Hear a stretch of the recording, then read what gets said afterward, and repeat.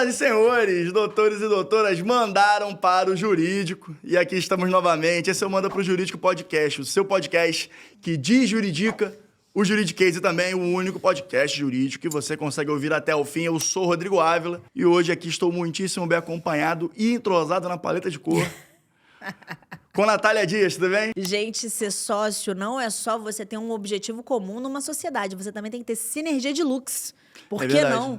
A sinergia de lux, ela dá aqui um tempero na relação, Rodrigo. Dá uma identidade visual, além da própria identidade visual que já temos também na nossa marca. Principalmente se você é um sócio que se expõe nas redes sociais, na frente das câmeras, por que não? Então a gente tá, estamos na frente. Já começamos segunda-feira ganhando. É o Outubro Rosa, aqui, ó.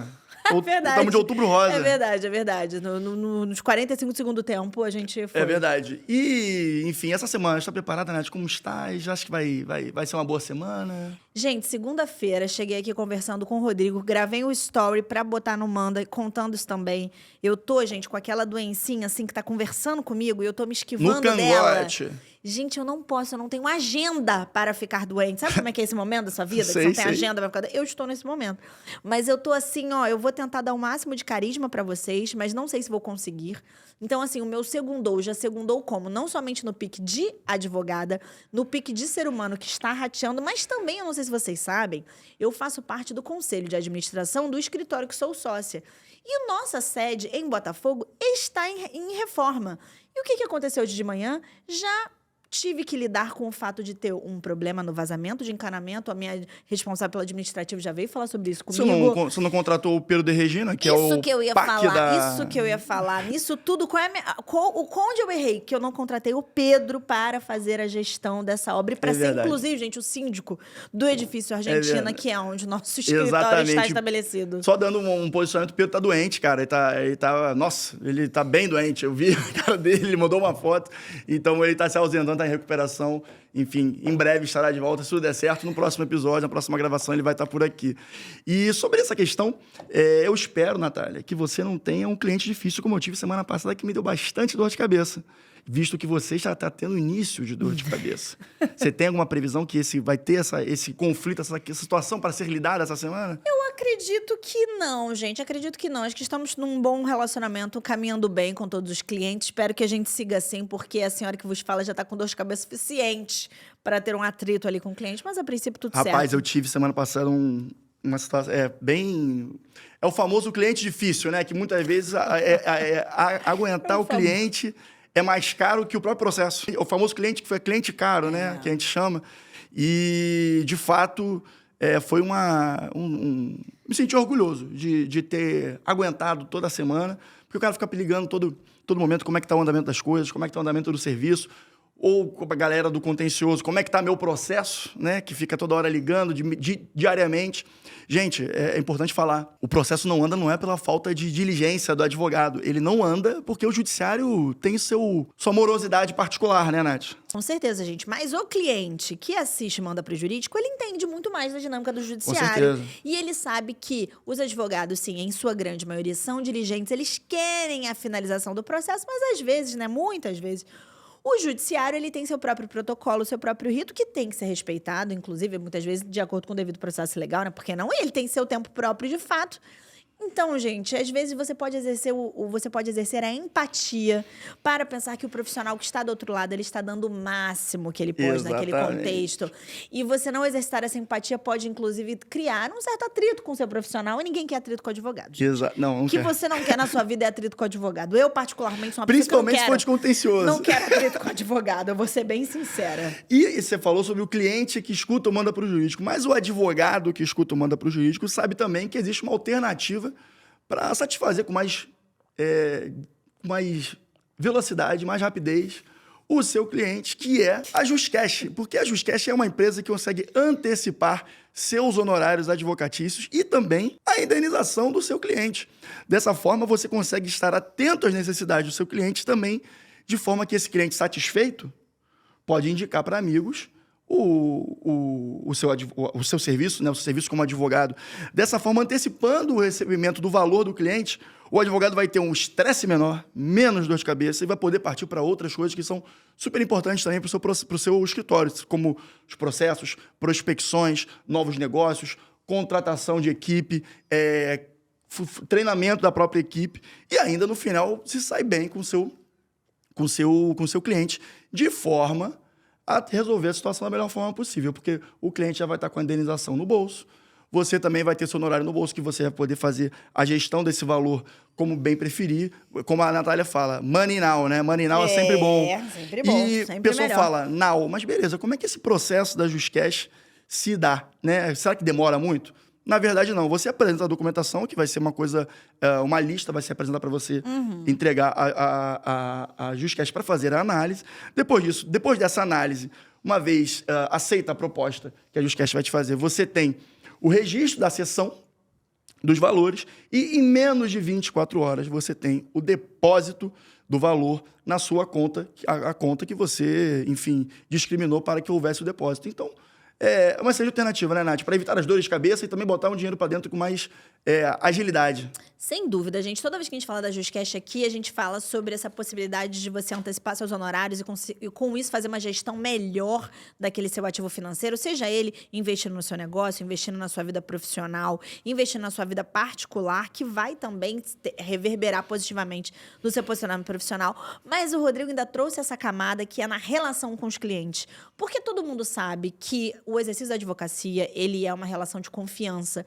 E a relação entre cliente e advogado ela é uma relação muito sensível. Perfeito. E uma relação muito próxima. Então, quando essa relação está desgastada de alguma forma, nada melhor do que você também ter uma alternativa para conseguir colocar fim mais rápido àquela relação e um fim de forma que todo mundo vai sair feliz e o seu cliente vai sair bem, você vai sair bem, você vai economizar uma dor de cabeça, economizar uma relação desgastante. E quem não quer economizar uma relação desgastante, né, Rodrigo? Nessa altura do campeonato.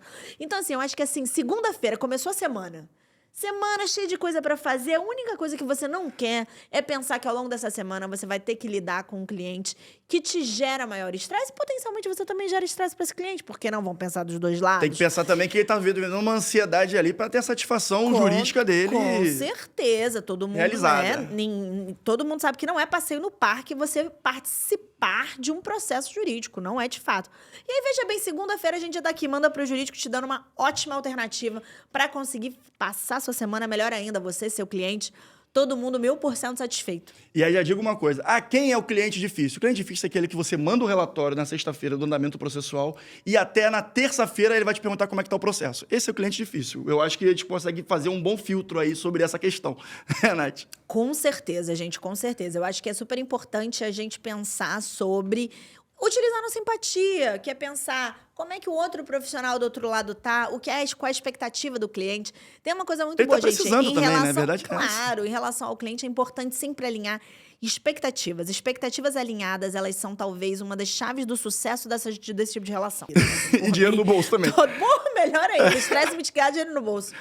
Melhor que só se fosse Natal. Aí, falando sobre estresse e dinheiro também, vamos puxar para nossa primeira notícia, que é uma decisão que veio do TJ de São Paulo, uma decisão colegiada que derruba a liminar que anulava a reunião que desistiu do sócio de administração. Voto de sócio de administrador não é considerado para deliberação da destituição do mesmo. Ou seja, era um sócio que também era administrador e não participou do processo de votação sobre a sua continuidade ou não como administrador, né, Nath? Pois é, gente.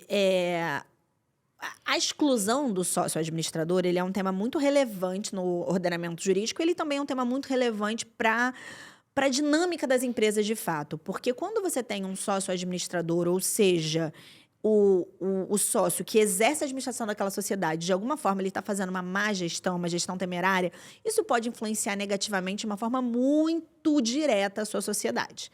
A gente tem no artigo 1085 do Código Civil que prevê que o sócio administrador não pode votar na assembleia em que está em pauta sua própria exclusão. Mas o que acontece no caso concreto que o Rodrigo trouxe aqui para a gente desse julgamento aqui do Tribunal de Justiça de São Paulo? Existia no contrato social uma cláusula que estabelecia um quórum que, salvo engano, era de 90% do capital social para poder aprovar a destituição desse sócio administrador, no caso. Por isso, seria necessário a votação dele. No entanto, gente, quando a gente está falando de exclusão de sócio administrador, tem dois aspectos que a gente tem que unir. como em vários temas jurídicos, tá, gente? Primeiro é o aspecto legal, o segundo é o aspecto jurisprudencial. E a gente poderia, dentro do jurisprudencial, analisar junto com a doutrina. Por que a doutrina faz? A doutrina vai, bate na porta do judiciário, expõe, o julgador decide com base ou não naquela doutrina e a partir daquilo cria um precedente. Perfeito. Quando você está falando em que existe uma cláusula no contrato social em que dispõe um quórum muito elevado e que nesse cenário precisaria da votação ali da pessoa que está sendo, ou seja, do sócio administrador que está sendo potencialmente excluído, o que gera essa relação? Conflito de interesse. Como essa relação gera conflito de interesse, essa cláusula ela é interpretada pelo judiciário, não à toa a gente tem essa decisão, como uma cláusula nula dentro do contrato social. Por que ela é uma cláusula nula? Primeiro, porque ela é contrária a uma disposição explícita do Código Civil. Segundo, porque há um conflito de interesses muito claro. E sem contar o fato também que o sócio em questão tinha 15% do capital social. Sendo assim, ele participando da deliberação sobre a exclusão ou não dele, naturalmente estaria comprometido à votação, porque senão teria 85% e o quórum era de 90%. Então, para que houvesse um processo de votação justo, ele necessariamente teria que teria votar que estar fora. Exatamente. Tem um artigo que é o 1071, inciso 3º do Código Civil também, que ele prevê que mais da metade do capital social ali presente, ela tem que votar para a exclusão do sócio administrador. No entanto, você pode fazer uma previsão diferente ali no seu contrato social. Mas, nesse caso, essa exclusão diferente, essa forma de previsão diferente dentro da sua cláusula no contrato social, ela não pode ferir essa regra de conflito de interesse, quando necessariamente a pessoa que está sendo potencialmente excluída ali da sociedade, ela tem que necessariamente votar. Porque, gente, direito é previsão legal, direito é interpretação jurisprudencial, mas direito também é lógica. A gente tem que aplicar lógica dentro daquilo que a gente faz. Sim. E não faria sentido lógico, com um conflito de interesses muito claro, que esse sócio administrador votasse, né? Não faria sentido nenhum.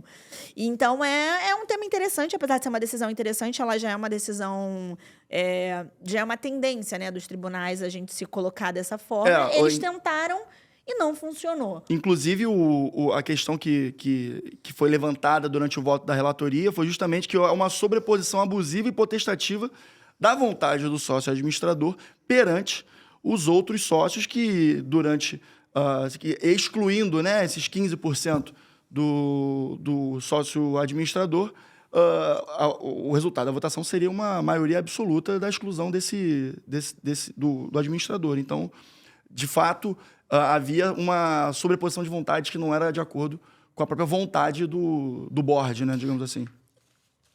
Não sei se tinha algum tipo de board ou conselho de administração, porque eu acho que Desculpa, sócios, falei errado, perdão. Porque eu acho que era uma sociedade limitada familiar. Não, familiar, enfim, exatamente. Era uma coisa um pouco mais tranquila.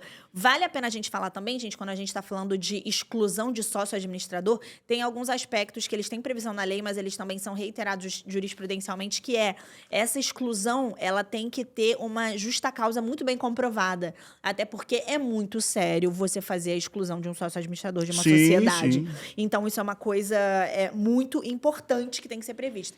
E um segundo ponto é que o sócio administrador que está sendo excluído, quando ele é convocado para a Assembleia que vai realizar o ato da sua exclusão, ele tem direito à defesa. Então, é muito importante, porque quando você traz, olha, você praticou uma má gestão, e que é importante que não só essa má gestão seja comprovada, como também esse sócio administrador que potencialmente está sendo excluído, ele tem sim direito à defesa, e isso é muito importante. Mas todo mundo sabe, gente, que para se relacionar numa sociedade, principalmente numa sociedade familiar, o affectio societatis, que é um dos requisitos legais para a constituição de sociedade, ela é essencial.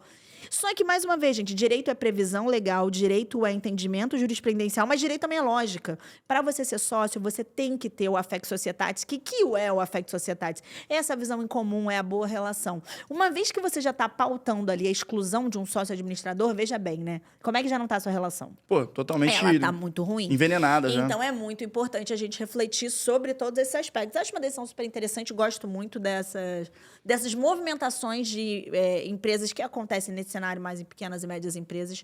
Gosto e achei o caso interessante, embora seja um caso que ele já se resolva por lei e por uma jurisprudência amplamente... Não, eu só achei interessante que o sócio administrador, no caso, ele entrou com uma liminar para garantir o seu direito a voto e foi derrubada posteriormente em sede de recurso. Então, quer dizer, houve ali uma disputa judicial de fato, porque o administrador não esteve...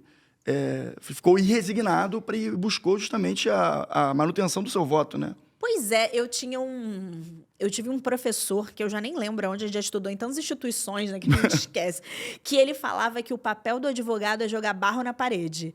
E, às vezes, você vê se cola ou se não cola. Eu acho que, nesse caso, notariamente, o cliente e o advogado chegaram numa estratégia de vamos ver se funciona, vamos levar para o judiciário para ver se funciona, mas...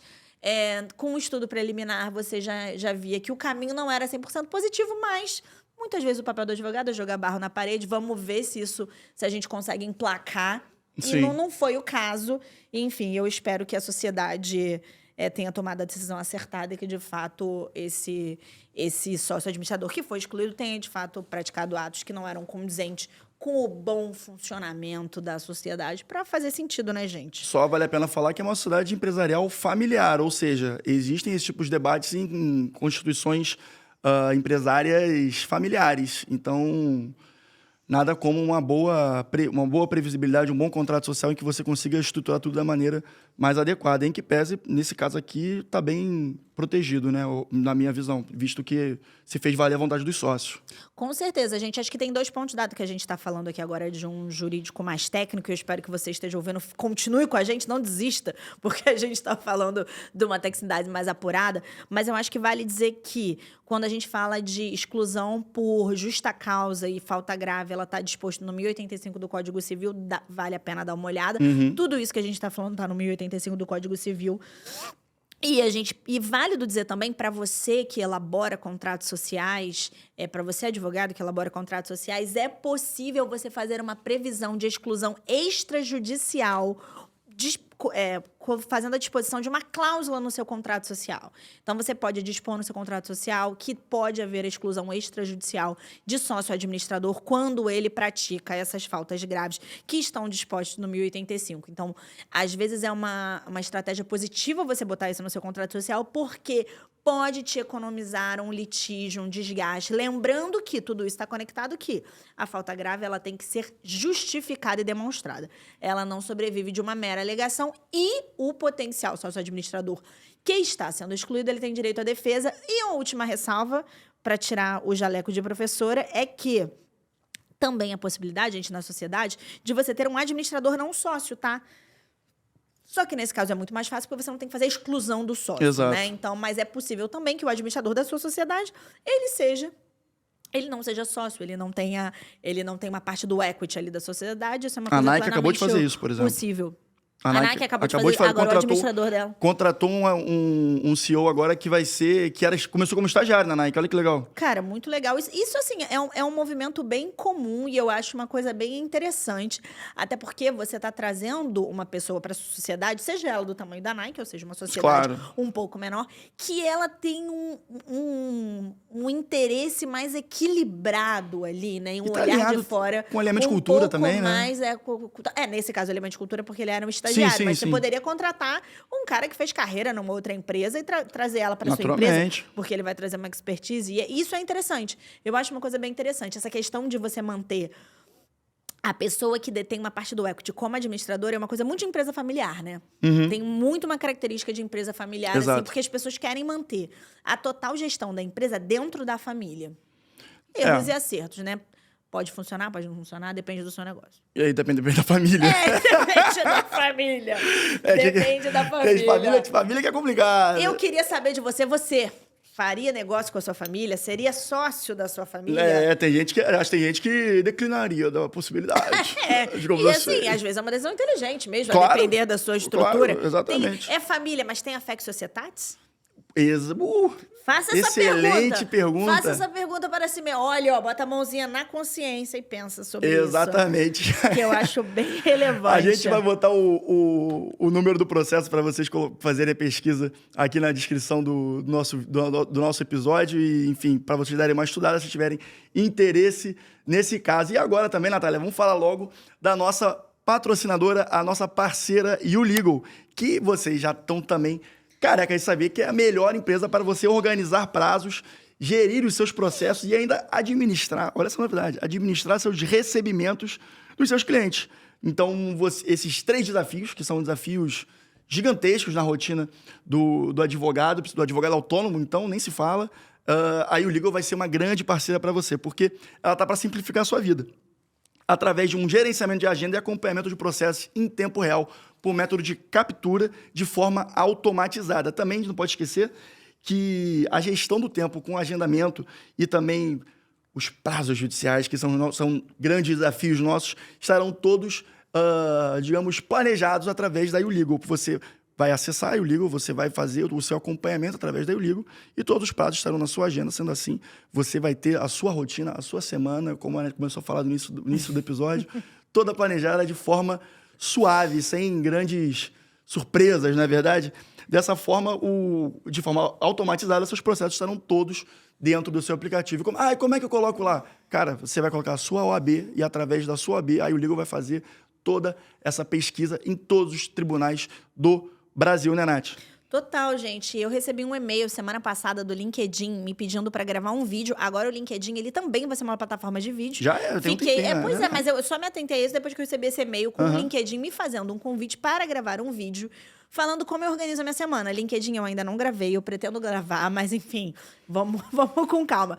Por que que eu pensei sobre isso? Porque quando você vai fazer um vídeo ou falar para uma outra pessoa, até refletir internamente como você vai organizar a sua semana, é muito importante quando você consegue contar com esse tipo de plataforma, como a YouLegal, que é a nossa parceira, porque isso facilita muito na sua organização, né, gente? Quando você consegue, num único aplicativo, conseguir fazer o controle de prazos, de andamentos, de notificações dos processos em que você é parte ou patrono, isso é muito relevante, porque você já consegue criar a sua agenda da semana. E assim, gente, eu já fui uma pessoa um pouco menos organizada, mas cada vez eu me convenço que a organização, ela te dá uma previsibilidade, uma paz mental na sua semana. Exato. Porque existem uma série de coisas que você não vai conseguir controlar, que elas vão acontecer ao longo da sua semana, que o bueiro vai estourar e vai ser uma maluquice. Mas o que você consegue controlar, como, por exemplo, um prazo judicial, eu te convido a controlar. E aí, na sua semana, ela já vai começar, assim, muito melhor, gente. Porque tudo que a gente tira do estresse da nossa cabeça e coloca num planejamento no papel, nossa, melhora muito, 1000%. Exatamente. Né? E também trazendo a novidade que a gente quer apresentar da YouLegal aqui, é que agora existem formas de pagamento dentro do aplicativo, oferecendo opções flexíveis de parcelamento no cartão de crédito e até Pix. Sendo assim, o advogado está muito bem coberto de diversas demandas dentro da YouLegal, né, Nath?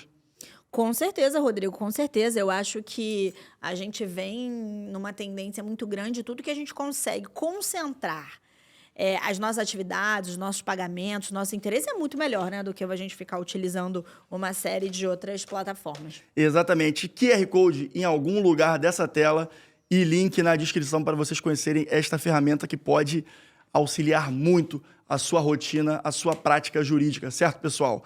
Natália, vamos agora falar de um ponto que eu achei muito bacana. Nosso ministro Barroso, que também está virando para começar a participar do bingo aqui do Manda Pro Jurídico. É verdade. Fez uma palestra, um speech, né? Falou lá em Stanford, Faculdade de Stanford, sobre os principais pontos no qual ele considera por que o STF no Brasil é tão mais relevante que na maioria dos países espalhados aí pelo nosso planeta Terra.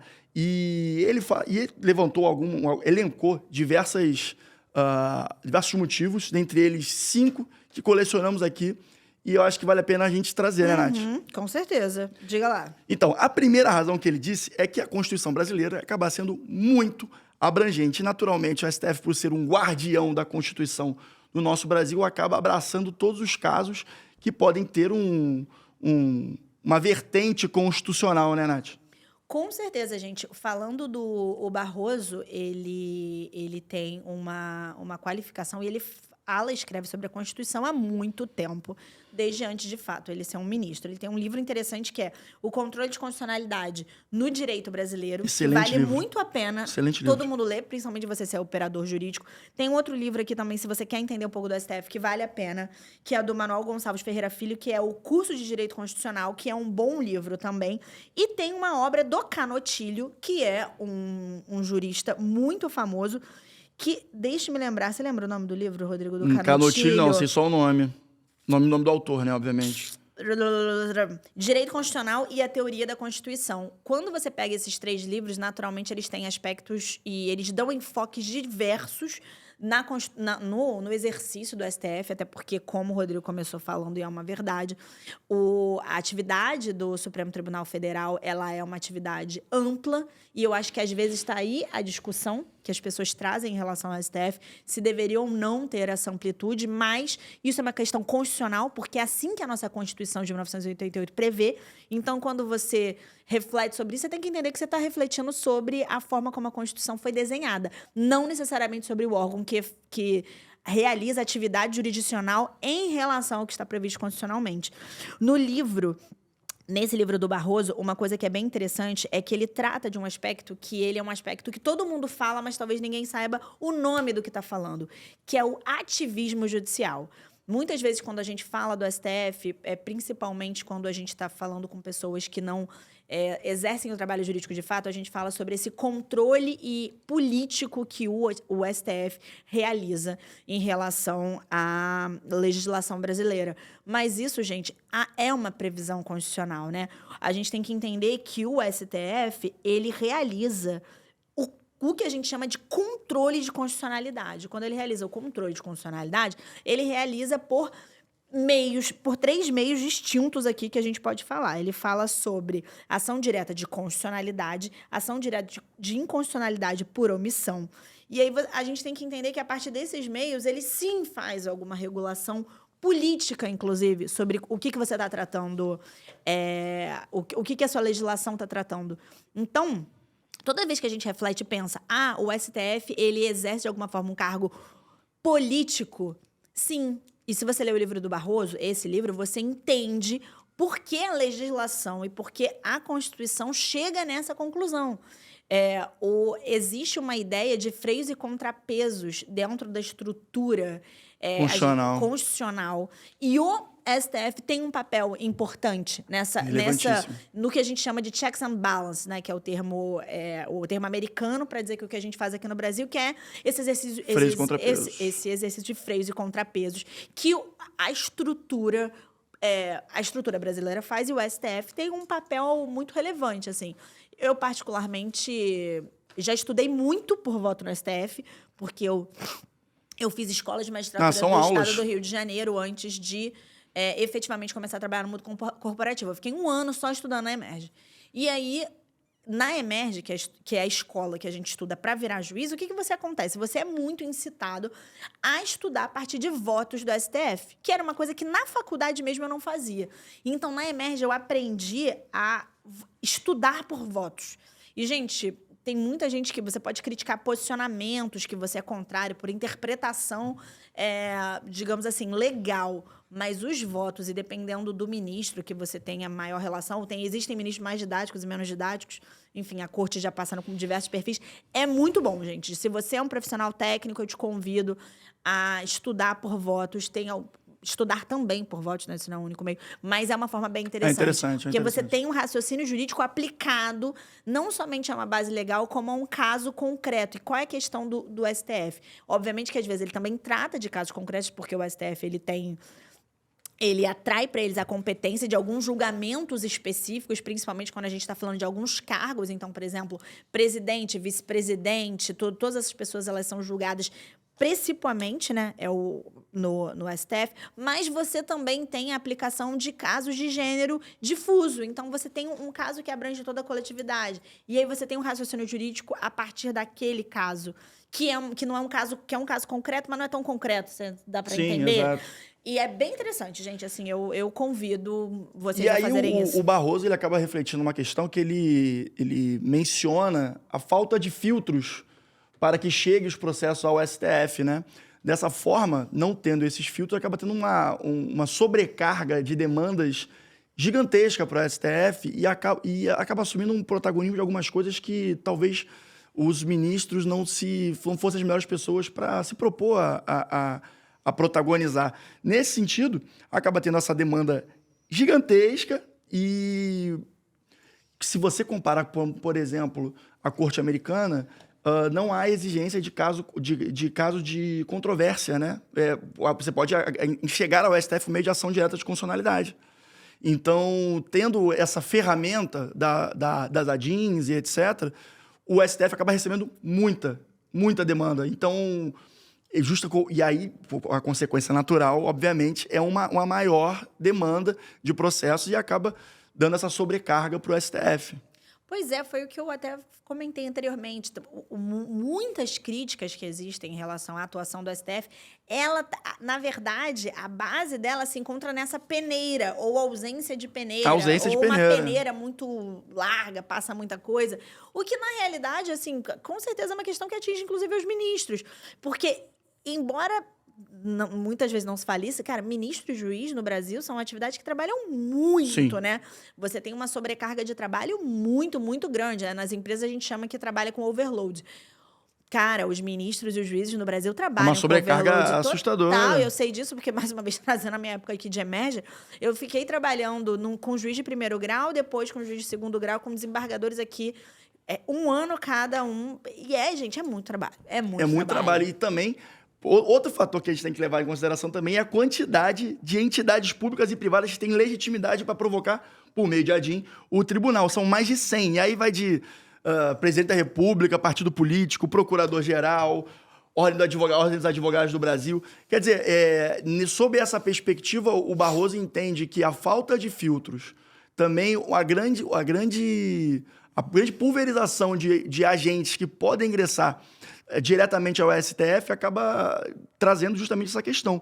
E, no fim, o que acontece, né? Que fica uma linha tênue muito grande entre o direito e a política, né? Uma ação dentro de um julgamento de forma judiciária, dentro de uma lógica do judiciário ou de uma lógica política. E tem essa confusão, né? Que de forma, nesse sentido, descambando para a política, a exposição dos ministros fica muito maior se comparado a outros países que a gente conhece por aí.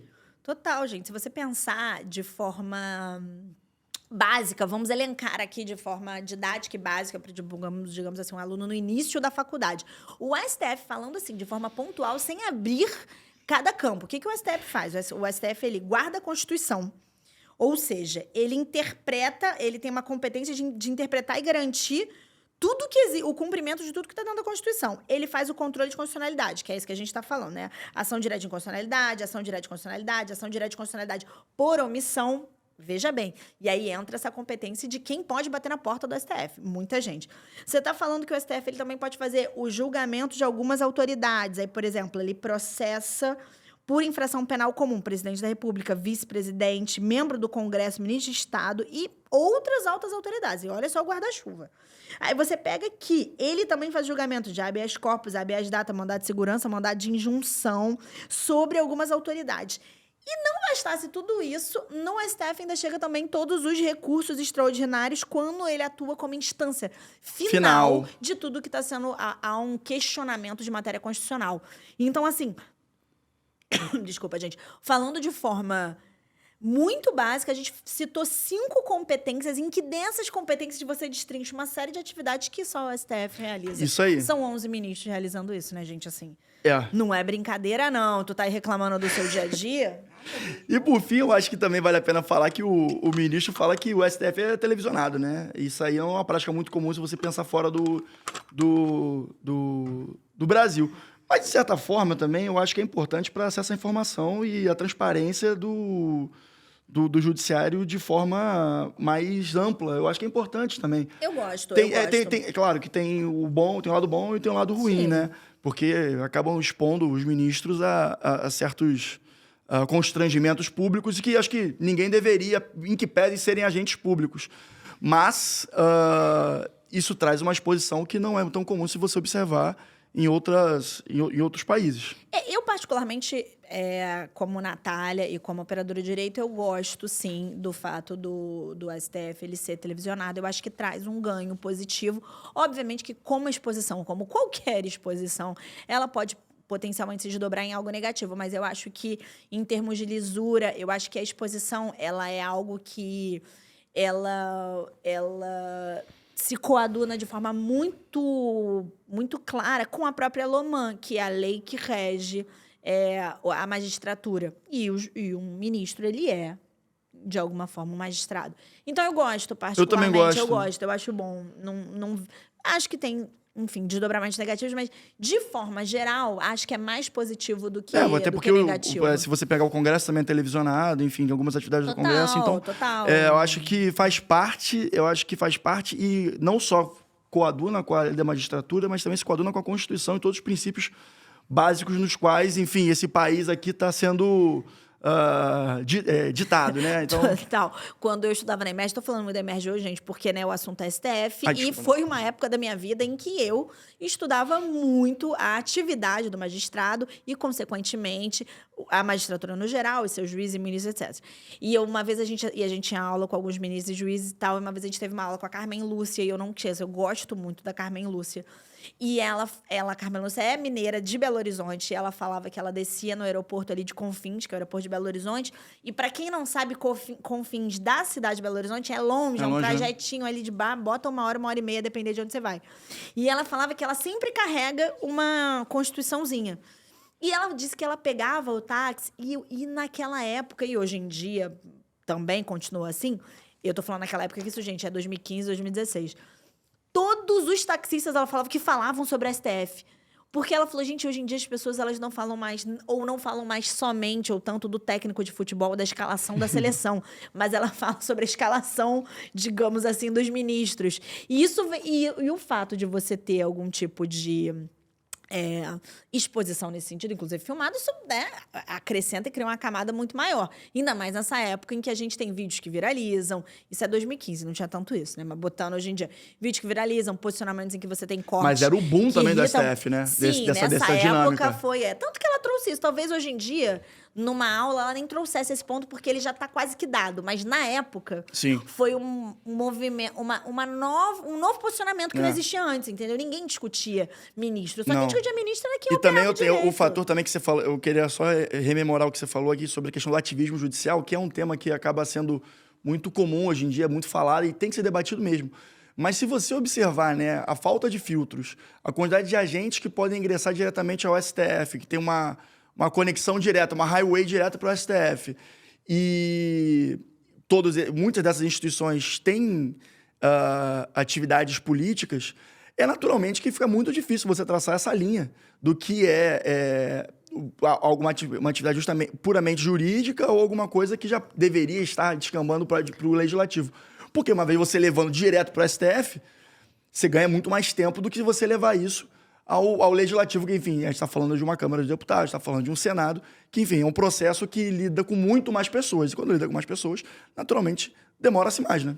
Com certeza, gente. Foi aquilo que eu falei. Eu acho que toda vez que a gente tem que pensar na função do STF, a gente tem que entender em que contexto ela se estrutura na nossa questão constitucional. Não é como se o STF trouxesse uma gerência constitucional. A própria Constituição previu essa gerência. A falta de filtros que o Barroso levanta é realmente uma coisa que a gente tem que observar mesmo. Bem e talvez relevante. Repensar mesmo na própria estrutura do nosso judiciário, cara. Porque acho que já chegou no momento em que saturou-se, né? O STF tem que justamente decidir e traçar rumos das coisas que são realmente relevantes para o nosso país e que o STF tem que exigir um papel específico, não uma coisa genérica, né? Que, como o Barroso falou, sem filtros. Seria interessante. Eu acho que vale a pena esse debate. É um debate válido. Foi uma boa provocação que o Barroso trouxe. É um debate difícil, mas ele é um bom debate. Alguém tem que começar. O Barroso levantou a bola, agora vamos ver o que vai dar aí, porque, de fato, esse tópico, esse tema tem que ser tratado com um pouquinho mais de atenção, na minha visão. Outra coisa que precisa de muita atenção nossa no mercado, excelente gancho que eu estou fazendo agora, é a questão da nova geração do nosso mercado, né? Geração Z está entrando no mercado de trabalho. Inclusive, debateremos sobre ela em São Paulo no dia 17 de outubro. E vocês vão ver as divulgações nas redes sociais, então podem ficar tranquilos quanto a isso. Evento gratuito, hein, gente? Evento gratuito, interessante. 17 de outubro. Vai ser, bom, enfim, depois a gente pode botar aqui na descrição qual é o local, mas é um evento gratuito que vai tratar sobre a geração Z e o ambiente jurídico. E a gente vai falar um pouco do recorte dessa questão da empregabilidade, dessa questão de perfil profissional, tanto da geração Z quanto de quem está contratando. Exatamente. Eu acho que é uma troca de demandas, né? O que o mercado está demandando, o que a geração está demandando. Eu acho que a gente vai ter que chegar no denominador comum. Não vai ter jeito. Não, mas naturalmente, gente, que a gente vai Não contratar tem, quem, meu Deus? Exatamente. É isso, óbvio que tem que chegar. Não dá para contratar meu afilhado, que tem 7 meses, gente. Não tem jeito. Então, mas o ponto o dado é, a geração Z fica 9 meses de cada empresa. É a menor média da história dos jovens, assim, da geração mais jovem no mercado de trabalho. Isso é relevante, cara. A gente tem que entender os porquês disso, né? Pra mim, assim, na verdade, é muito claro. Quando você traz essa média que a geração Z atualmente é uma geração que, de acordo com essa estatística aí, com esse dado de pesquisa... Dado da GUP, tá? Dado da GUP, interessante. Não fica nem 9 meses numa empresa, o que isso está querendo dizer? Pensa um segundo, vou te dar um segundo para pensar. Te dei. O que isso está querendo dizer? Que não está havendo uma compatibilidade entre quem emprega e quem é empregado. Exato. Nitidamente está havendo um descompasso entre o que esse profissional está buscando e o que a empresa está oferecendo. Exatamente. E muitas vezes também o que essa empresa está querendo e o que esse profissional está oferecendo. A questão é que, nesse ponto, a gente tem que chegar num denominador comum. É muito claro que eu tenho 33 anos, a minha geração, e eu carrego esse tipo de perfil, é uma geração que entende que o sucesso profissional está atrelado a muito trabalho. E quando você trabalha muito, gente, você desequilibra a sua vida pessoal, isso é normal. Eu já falei isso inúmeras vezes, eu não acredito em vida equilibrada. Eu acho que todas as vezes que você precisa focar em algo mais, algumas outras coisas ficarão em outros planos. Não existe tratar tudo como prioritário. Esse momento, não é muito difícil você chegar. Então, se você precisa focar mais na sua saúde, na sua vida pessoal, provavelmente o seu trabalho vai ficar em segundo plano. Se você vai precisar focar mais no seu trabalho, a sua vida pessoal, de alguma forma, vai ficar em segundo plano. Gente, essa é a minha opinião, isso pra mim é normal. O que eu acho que a gente vem numa crescente é que a minha geração tem essa reflexão, mas a geração Z, ela não pensa mais assim, ela não pensa em viver para trabalhar. A geração acima da nossa tem menos preocupações com relação à saúde própria, saúde mental, etc. Quer dizer, tá tendo uma gradação, uma escalada nesse sentido. E o ponto é que, hoje em dia, da nossa geração para cima, nós somos os tomadores de decisão, nós somos as lideranças. E essa geração não está se identificando com a liderança que está sendo imposta a elas. E é o que causa essa rotatividade muito grande. Total, eu acho que tem assim, aspectos muito interessantes que, por exemplo, a geração Z tem inúmeros estudos que falam que a geração Z ela visa pela valorização da colaboração e da liderança inclusiva. Eu gosto muito da ideia de horizontalização das relações profissionais. Ela é 100% possível? Eu não acredito que ela seja 100% possível. Você precisa ter algum tipo de hierarquia. Mas o tratamento horizontalizado, ele é algo que eu acho que traz muito benefícios ao ambiente, seja corporativo, seja dentro do escritório. Só que existem empresas que não se veem dessa forma, a maioria, eu acho. E isso é uma coisa que a geração Z demanda. A geração Z também demanda lideranças inclusivas, porque lideranças inclusivas, elas trazem esse perfil. Só que a realidade, quando a gente falou aqui, inclusive, do posicionamento da mulher, a mulher é uma das formas de trazer inclusão dentro das lideranças. Se a mulher não está sendo incluída, imagina outras minorias que não são ouvidas e não são levadas em consideração e não estão em posições que demandam poder dentro de uma empresa. E você traz isso menos ainda. Você perpetua um modelo de liderança que não é um modelo que está sendo muito compatível. E não sou eu que estou dizendo, não é o Rodrigo. São os dados que estão trazendo isso. Exato. E se os dados trazem isso, a gente tem que refletir sobre isso. E a máquina continua a sair girando nesse sentido, né? E a máquina sai girando. E se você tem um descompasso entre quem emprega e quem é empregado, óbvio que você vai ter... Se seguir nesse descompasso, você vai ter uma perda de produtividade, uma perda de eficiência, uma perda de lucratividade. Porque você não está sabendo aproveitar aquele profissional e aquele profissional não está sabendo se relacionar com aquela empresa. Eu sei que tem muita gente que tem uma visão um pouco mais old school, que pensa assim, cara, o profissional que se adeque, ele que tem que lidar, eu acho que a gestão tem que ser feita dessa forma, o posicionamento tem que ser feito dessa forma e não vou mudar. Eu, particularmente, como gestora, não entendo essa melhor forma, porque você vai criar um imbróglio e você toda hora vai ficar se deparando com um tipo de problema que é um dos piores problemas que você vive numa empresa, que é a dificuldade de reter talento. Gente, embora a gente viva num momento que a tecnologia, ela realiza uma parte muito relevante da nossa, digamos assim, hard skill, uma parte muito relevante do nosso conhecimento técnico, são pessoas que operam. Uma empresa, ela é constituída de pessoas e muitas vezes ela é constituída de pessoas e ela é feita para se relacionar com outras pessoas. Principalmente como, por exemplo, você fala do varejo. No fim, quem realiza uma atividade é uma pessoa e você está realizando aquela atividade para que uma outra pessoa consuma, digamos assim, o seu produto final. Não dá para Advocacia, prestando serviço, gente. Não, advocacia, então, não tô nem falando. Gente, CNPJ, no final das contas, tá falando com CPF. Não, então... assim, advocacia, então, é claríssimo. Porque, no fim, você tem sempre um cliente que é uma pessoa. Inclusive, no nosso escritório, a gente tem grandes empresas, grandes empresas multinacionais que são clientes com quem eu me relaciono. Com o diretor jurídico daquela empresa, com o CFO daquela empresa. Com quem se toma café? É uma pessoa, não é uma empresa. Exatamente. Então, assim, acho que não dá para desconsiderar. Tem muita coisa interessante que tem que ser feita. E o que eu achei legal, dado que a gente está trazendo os pontos do evento que a gente vai participar? A gente vai conversar com essas pessoas da geração Z. Vamos. Então, não serei... Vai ser muito legal pra gente. Muito legal. Não serei eu, tomadora de decisão, gestora, conversando com outro gestor, tomador de decisão, ou até com um recrutador, como a gente já fez aqui, quando a gente falou com o Renato Sapiro. A gente vai estar falando com os maiores interessados nesse movimento, sabe? Qual é a dificuldade para reter talento? O que é que as empresas precisam fazer?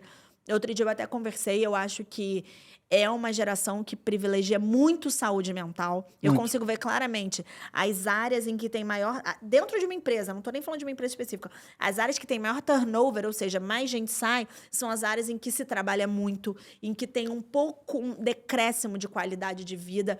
A geração Z não fica. Ela não vai viver para trabalhar, ela vai preferir... Pelo que a gente tem visto nas pesquisas, e tudo isso eu estou falando com base em pesquisa, tá, gente? Ela vai preferir ganhar menos e ter mais qualidade de vida do que ganhar mais, que era a nossa lógica de quem tem entre 30 e 40 anos, vai precisar trabalhar mais para ganhar mais. Eu acho que essa balança está mudando muito. O único ponto que eu sempre trouxe... Nesse episódio que a gente gravou, eu estava com o Pedro, que eu sempre gosto de falar isso, porque muitas pessoas gostam de falar a geração Z como uma geração que não gosta de trabalhar, né? Tem esse papo. Tem esse estereótipo. E eu discordo muito. E eu me pergunto muitas vezes qual é... sobre as pesquisas, né? Que falam sobre a geração Z, que tentam trazer uma tendência a gente fazer essa conclusão. Eu pergunto sobre a pesquisa. Onde é que foram feitas essas pesquisas? Sim, gente. Tipo assim, assim, na minha visão, tá? Eu duvido muito que uma pessoa que vem de uma situação humilde, que vem de uma favela, que vem de uma comunidade, não tenha vontade de trabalhar para crescer e oferecer um futuro melhor para a família dele, de repente, da família dela, pagar, enfim, para comprar uma casa para a mãe, para o pai. Duvido muito, porque nada como a necessidade para fazer você se desenvolver. Com certeza. Então, assim, eu gostaria de saber, assim, uma segunda camada das pesquisas qual o território geográfico que você fez a pesquisa? Qual a faixa etária... Qual a faixa salarial dessa galera, da origem? A renda da família dela? Porque isso traz muita relevância na hora da gente fazer uma conclusão mais apurada. Então, eu sempre faço esse disclaimer, eu gosto de fazer essa ponderação para que a gente consiga fazer uma leitura mais precisa sobre as pesquisas. Eu acho que você trouxe um ponto bem interessante que, engraçado, eu tenho falado muito deles em contextos distintos, que é essa ideia de viés de confirmação. O viés de confirmação também pode ser utilizado em pesquisas, tá, gente? Por isso que, muitas vezes, você faz uma pesquisa buscando uma confirmação para uma ideia que você já tem. Então, você só está buscando algo para validar uma ideia que já existe na sua cabeça. Então, claro que a depender do seu recorte geográfico, do seu recorte etário, ainda dentro da geração Z, você pode chegar a conclusões X ou Y. Mas eu acho que, independente desse viés de confirmação, a gente tem um perfil muito claro. A gente tem um gap geracional muito claro. Uma coisa muito relevante é que a sociedade está mudando muito e muito rápido. Sim. E a mudança da sociedade muito grande e muito rápida, ela está trazendo uma diferenciação de perfil profissional. E eu acho que é essa a nossa questão. Independente do recorte que cada pesquisa faça, o fato é que ela traz um ponto de que há uma diferença de mentalidade. E essa diferença de mentalidade tem que ser levada em consideração na hora em que você reflete sobre o mercado de trabalho e as suas relações, sobre a forma como você retém talento, sobre a forma como você vai estimular aquele seu profissional, seja estimular a trabalhar mais e melhor, seja estimular para que ele se capacite. Eu acho que a gente Estimular a proatividade, que é um negócio que é muito relevante quando se trata de jovens talentos, né? Com certeza. Cara, eu dei uma palestra semana passada e eu perguntei assim, quem é gestora? E me levantaram a mão na palestra quem era gestora, era pro jurídico de uma empresa. Falei, de 0 a 10, o quão difícil é você engajar a sua equipe? Cara, todos os gestores responderam 11. É muito difícil. Se já é difícil você engajar uma equipe quando você entende e reconhece, é empático com a forma como a pessoa vê o mercado de trabalho, imagina quando você não entende, não reconhece e não é empático com aquele ponto de vista. Então, na verdade, eu tendo a gostar dessa mudança e do posicionamento, sim, da geração Z, até porque, vocês já me ouviram falar milhões de vezes aqui no Manda Pro Jurídico, em contexto diferente, eu não sou a pessoa que acha que a gente tem que frear o rio. Eu acho que o rio existe, o rio corre, e esperto é quem entende que o rio existe, o rio corre, e a gente vai ter que dar um jeito de lidar com isso. Eu também sou dessa vertente. O gap geracional aplicado especificamente no mercado de trabalho é isso. O profissional da geração Z, ele é um profissional que gosta e valoriza mais, de acordo com as pesquisas, de trabalhar com propósito, com alinhamento que tem relação com propósito. Cultura, né, que está falando. Dinheiro por si só não é um propósito. Muitas vezes não é um propósito. É óbvio que todo mundo precisa de dinheiro, vivemos numa sociedade capitalista. A gente precisa de dinheiro para sobreviver, é claro que é isso, mas existem outras formas de você trabalhar em outros lugares que estejam mais alinhados com o seu propósito. Isso não quer dizer não querer ganhar dinheiro, gente, não tem nada a ver. Isso quer dizer que você quer trabalhar dentro de algo que esteja alinhado com o seu propósito de vida, seu propósito de saúde mental. Não está alinhado com o meu propósito, eu trabalhando lá, você é uma pessoa... Não, você é uma pessoa que precisa de dinheiro, você não é hipócrita por isso, mas é aquela situação, né? Você vai estar aberto ao mercado, você vai estar mandando seus currículos, e uma vez achando uma empresa, uma cultura que faça um fit mais interessante com você, você vai largar a empresa que você está. É o normal, é a tendência do mercado. Então, é a tendência do mercado sob o ponto de vista do empregado. Então, o que o empregado tem que fazer? Tem que se adaptar. É um jogo de adaptação das duas partes. Total, eu acho, assim, é isso que eu acho que esse evento é um evento legal e eu espero que a gente possa trazer um feedback aqui depois no Manda sobre ele. Com certeza. Porque o objetivo do evento não é nenhuma das partes falar isoladamente, é uma proposta de conversa entre quem está contratando e quem é contratado. E o que quem está contratando vê e o que quem está sendo contratado vê também o que tem interesse, gente. Porque assim a gente trabalha mais e melhor, na realidade. Exatamente. Então, Natália, mais algo a adicionar para o nosso episódio número, acho que 120 do Manda Pro Jurídico? Nada, eu acho que está bem entregue também. Debate bastante diverso, né? Falamos sobre o ponto de vista técnico, societário, falamos sobre o ponto de vista de constitucional, administração da justiça, e falamos de mercado, falamos de geração Z, porque, enfim, já faz parte do mercado assim como nós, então temos que conversar também, o mercado tem que se adaptar, e eles têm que se adaptar ao mercado, enfim, vai ser uma negociação que o tempo vai promover. Certo, Nath? Certíssimo, querido, certíssimo. Vamos em frente. Vamos em frente, senhoras e senhores, doutores e doutoras. E olha, vou dar um pequeno spoiler para quem escutar aqui até o final para ver. Manda Pro Jurídico também vai criar um outro pilar aí para comunicar melhor com essa galera, não vai, Rodrigo? Vai criar, e eu acho que, assim... Vocês têm que começar a acompanhar mais a gente, viu? Eu vi o episódio inteiro também, porque os segredinhos vão sair no fim. Porque a gente aprendeu que isso aí é o que mantém vocês até o fim aqui no podcast. Tá Retenção de atenção, gente. Retenção de atenção. Exatamente. Porque, de fato, esse é o podcast que você consegue ouvir até o fim. Podcast jurídico que você consegue ouvir até o fim. Pessoal, encerrado, Manda Pro Jurídico, 120, 121, enfim. Um grande abraço e até semana que vem. Valeu? Para qualquer outra dúvida, manda pro Jurídico. Beijos, queridos.